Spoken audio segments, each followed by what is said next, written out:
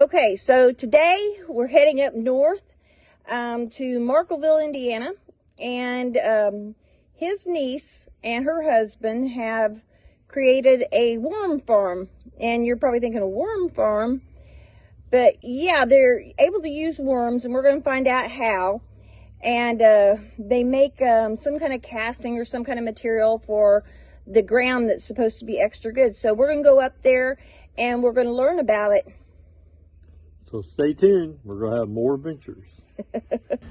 So this is where the magic happens. What we have here is a tub that I've started for bulk for like a garden house or greenhouse type area. And if you look in here, look real quick because they'll take off as soon as the light hits them. And they're all in here eating. See how thick they are? There's over 8,000 worms in this bag. Because they'll multiply their number or double their numbers. They'll double their numbers every 3 months. So I started with 8,000 worms. Now when I get this full, there'll be 1,000 pounds of castings, and then I will bait. I'll bait all those worms over into a corner, and I'll hopefully get about 80 to 90% of my worms back out. How do you bait them? I got worm chow, or I can use pumpkin, some frozen pumpkins from last year, or whatever we can find that they like, which is about anything. Grass. We have a special worm chow we mix up, which is some chicken scratch, some coffee grounds, banana peels, and they'll just, like a magnet, they'll suck them right in. And hopefully I'll get them out, because there's $400 worth of worms in that bag. Wow. And I need to get them out, or I won't make any money when I sell castings. So all these bins are full of worms. Well, they're in here. This one's beginning to dry out because we're going to run it before long, but there's a few right there. They don't like the light. There's a bunch right there. So we'll run this bin and get about 300 to 350 pounds of casting out of this right here. And then, of course, these are all full, all down here. This bin and this bin are what they call continuous flow-through bins. And underneath here, this is graded.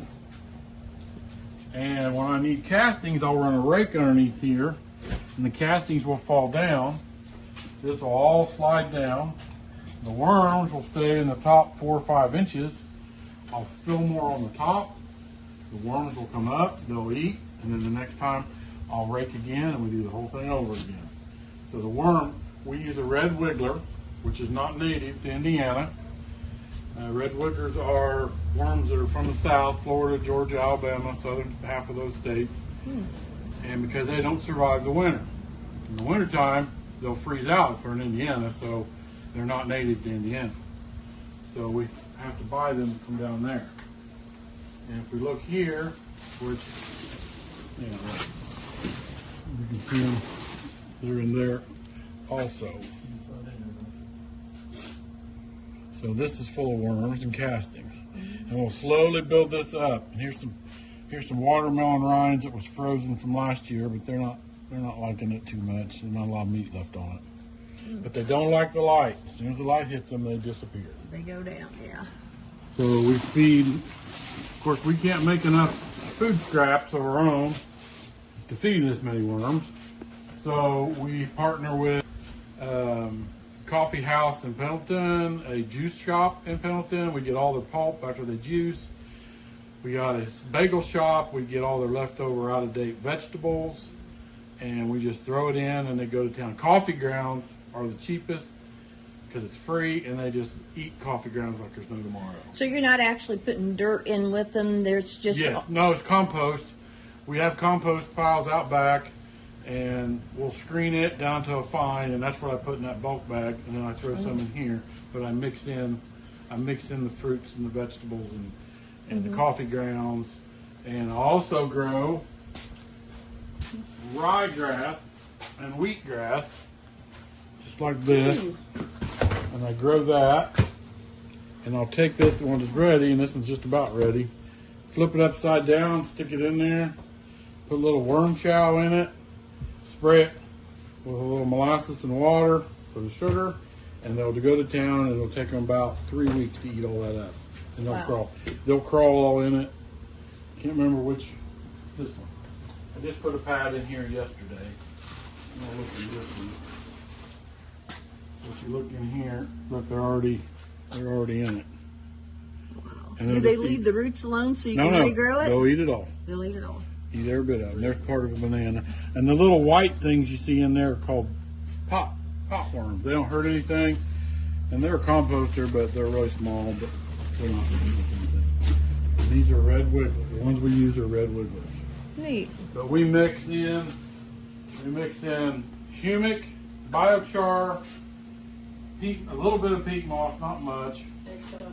We ground up eggshells into a real fine powder for their gizzard, because the worm needs fine stuff for their gizzard. So that's ground up eggshells. Huh. Yeah, that's ashes on the top. That's a little bit of ashes He's got on eggshells top. down in there. Like, Yeah, but I make my own biochar by getting the ashes and the chunks of ashes out of my wood stove. I run it through an incinerator, what we call an incinerator. It's rich. And that's biochar. And that's mixed in with it also. And biochar, if you look at biochar under a microscope, it looks like a giant sponge. And all the microbes and the nutrients get in all those little bitty holes and pores in the biochar and hold it. And then when the plants need it, the plants come toward the biochar and suck all the nutrients out, and that's what makes your plants go. Sponge, it sucks it up, and then releases it to the plant when the plant comes to the biochar to get it. So all those castings, it's all about microbes and microbial life, as my partner Skippy likes to say. He likes to do that. And we do azomite, which is a really fine granular powder. You don't want to breathe it. It's as fine as flour. Rock dust, yeah. It's real fine. We put that in with it too. That's part of our worm chow, and they eat that also. We sure didn't learn this back in school, did we? I've learned more. So the worms are incredibly unique creatures. Like I said, these are red wigglers, but there's an African night crawler, there's a European night crawler, there's a Canadian night crawler that are also compost worms. Your regular earthworms, like you see in the ground and you dig up when it rains, are not a compost worm. They dig in the ground and make holes for penetration.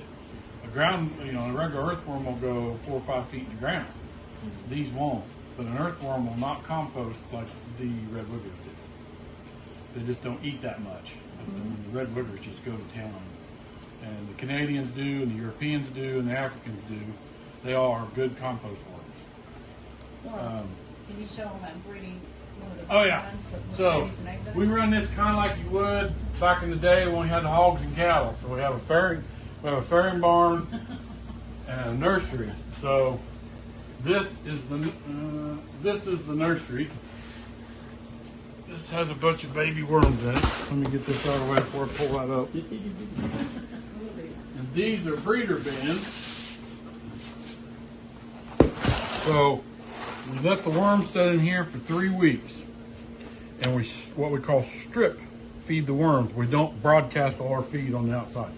We put all the feed right in the middle, so all the worms are drawn together, and then we got a party.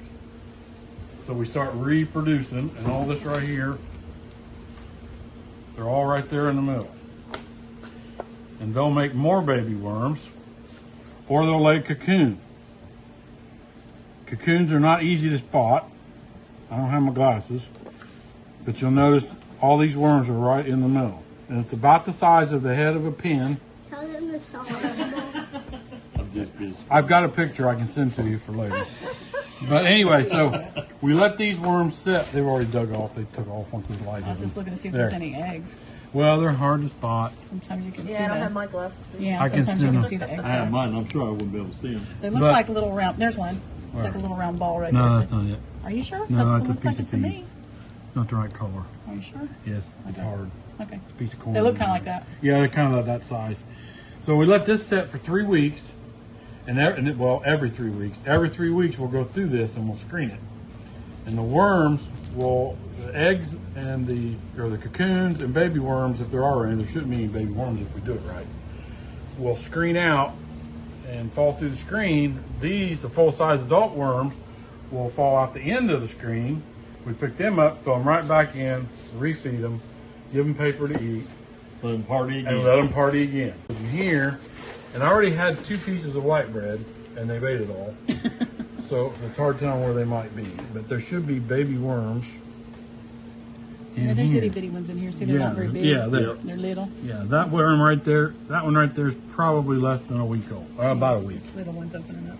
But each cocoon on an egg, every cocoon has 3 to 5 worms inside of it. So for every cocoon you lay, you get 3 to 5 worms more. That's why they double. They're better than rabbits. They multiply. Just about like rabbits, yeah. They go real fast. But this one hasn't been in very long, so there's not a lot of worms hatched out yet. Well, there's a full size one shouldn't be in there. We'll let him go over here and have a party. But they'll sit, and then we'll let them raise them in here. And once they get so big, we'll just dump them in these. And we could just dump them straight in there and let them hatch in there. But we like to know how many worms we get out of each one of these we run. We should get a couple thousand cocoons out of each one. Now, if you don't know, let me find a worm that's big enough. That one's not mature enough yet. You can find a worm, but the place on the worm, this one's already shed its patellum, it's called. Well, anyway, when we fish, remember how when you was a kid, they told you to hook your worm through the little big ring Right, on the it? ring, yeah. That ring actually slides off the end of the worm. When 2 worms are beside each other, they impregnate each other, the cocoon releases because it's been fertilized and slides off the end of the worm. That's the cocoon. And inside that, that's called the clitellum. When it's still in the worm, it's called the clitellum. And it slides off, and then that has the 3 to 5 worms inside of it ready to hatch. It'll take 3 weeks. So you never stop worming. You eat our eggs. It's amazing. It takes 3 weeks for the egg. In ideal condition, in 3 weeks, the egg will hatch. All 3 to 5 worms will come out. And then we'll feed it, put them in here, and grow them out. We have sold some worms, like a pound of worms here and there, but we're not really ready to market worms yet because we're still building our own numbers. Right. But worms have went sky high lately because of it had a freeze out in Florida and Alabama 2 or 3 years ago, and it killed all the worms. All the red wiggler worm farms down there killed them, knocked them out. So the price of worms shot up, and now they're going up again. But you can get, I think we paid about $38 a thousand, so 1,000 is a pound. So 38 to 40 bucks if you buy a lot. If you buy 1 pound, it's $60. So we just go that route. I sold it to one lady who wanted to breed the worms herself so she could feed her ocelot, which looks like a salamander. Oh, It looks like a salamander. I was gonna say I didn't know what that was. It's a weird looking thing. Like there's a little baby worm, but he's dried out and dead. The other ones will eat him. So after we screen it out, we bring it in here. We put it through our bagger. We put this through here, close this, zip it off. Comes with a nice melted in. Then we got a little contraption over there. We just pour. We know exactly how much to put in. 5-pound bag or a 5-gallon bucket. And like I said, we feed ground up wheat, real fine wheat, real fine. Everything has to be ground up fine because they can't get their little mouths on it. Right. Or we make really nasty smoothies out of the frozen Yeah, stuff yeah. that we get. We put it in a blend. So I haven't done that a lot lately because it takes a lot, so I don't blend it up. Stinky, myself. ugly, nasty, rotten smoothies. Rabbit food. They love it. Rabbit poop is good. I got a guy who gave me a 5-gallon bag of rabbit poop. That's good. They love rabbit poop. Well, if we'd known, we'd have brought you some. Yeah, we would have got you a whole bunch. Now we also have, here's one you probably don't know because you didn't know about worms. This is actually what we call mealworm frass. Mealworm frass is actually high in nitrogen. And mealworm frass is poop and the bodily skeleton of a mealworm when it goes from pupae to adult stage. It sheds. So that's part of it, and their excrement. It's high in nitrogen, but if you look in this bag, you got to be careful when you look in this bag, or not when you grab it. This stuff is finer than mason sand. See how it's falling through my I fingers? see that, yeah. But it's high in nitrogen, so we throw some of that in there also. But we also sell this. We also sell it by the bag.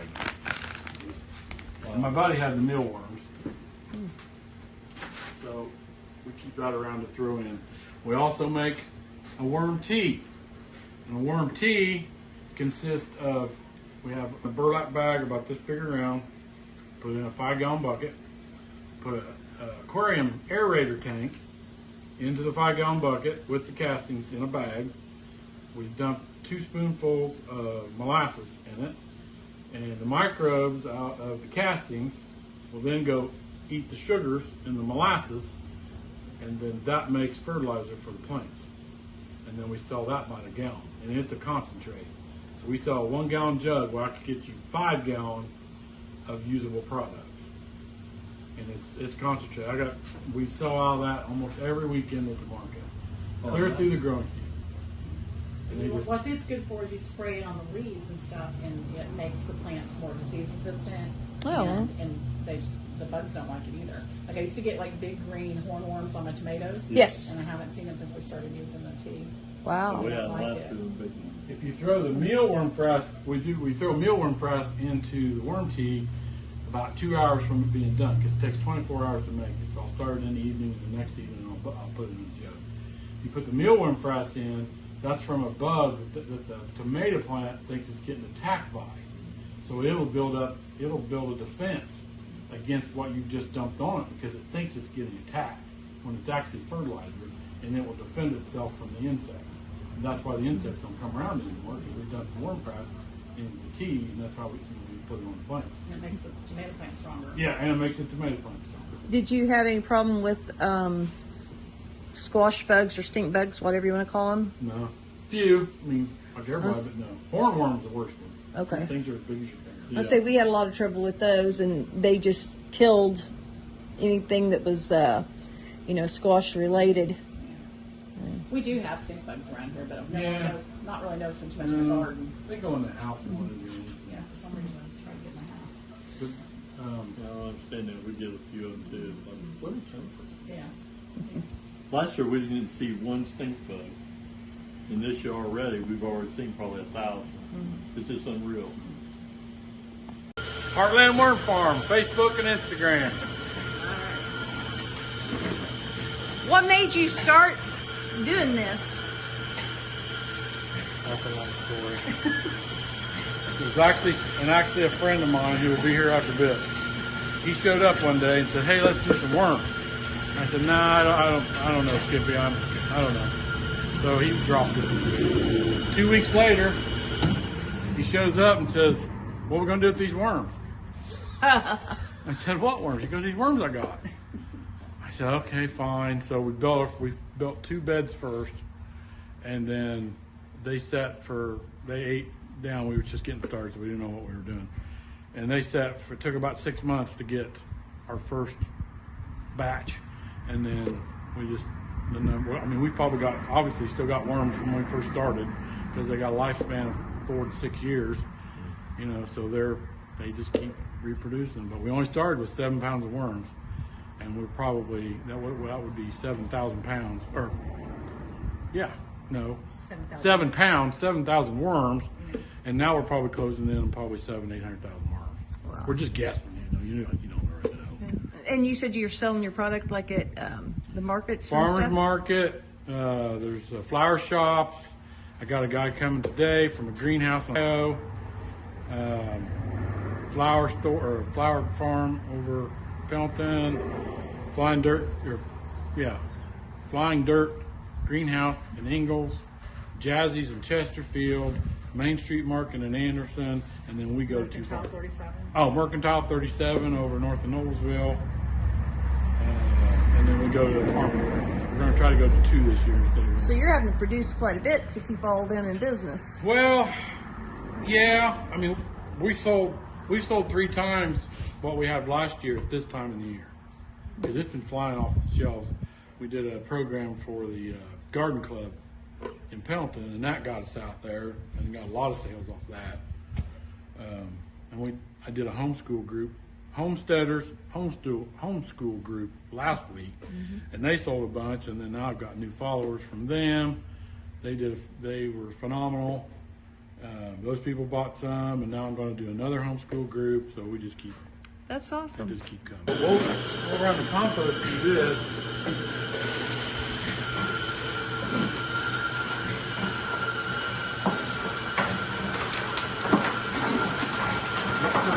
What falls through the screen is what the worms like the most.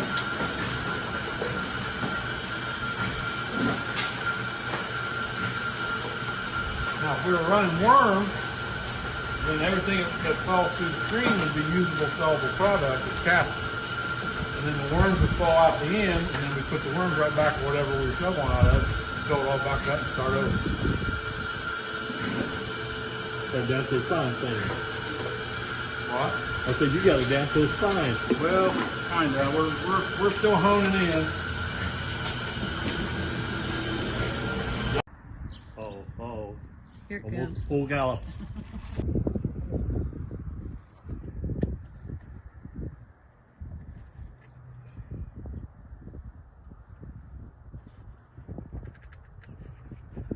Well, we have made it back from the worm farm, and I honestly cannot believe how much information there was.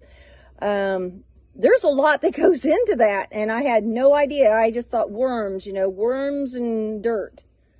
Isn't that what you kind of thought? That's what I always thought. But the worms they had come from Florida, which are not a cold worm. They wouldn't make it in this environment without heat.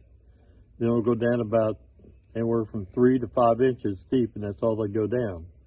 And they actually eat a lot of materials in the ground and then poops them out, which gives us good soil. Yeah. Now the worms around here, they go down anywhere from 4 to 5 feet, where all it does is aerate the ground. So it was very, very educational, and I believe we got some of that recorded for you. So if you haven't seen it, keep going, you'll find her. Yeah. They gave us a bag of it to take home with us, and I'm going to do some experimenting with it and kind of compare it with other things that we've got and see, in the future, does that give it a lot more advantage than just regular soil or potting soil? So stay tuned for that. Don't forget to subscribe and hit that like button. We appreciate it. We hope you enjoyed watching Chamberlain Family Farms. You can contact us at chamberlainff@gmail.com. You can also check us out on Facebook, Chamberlain Family Farms. We hope you enjoyed. Please like and subscribe.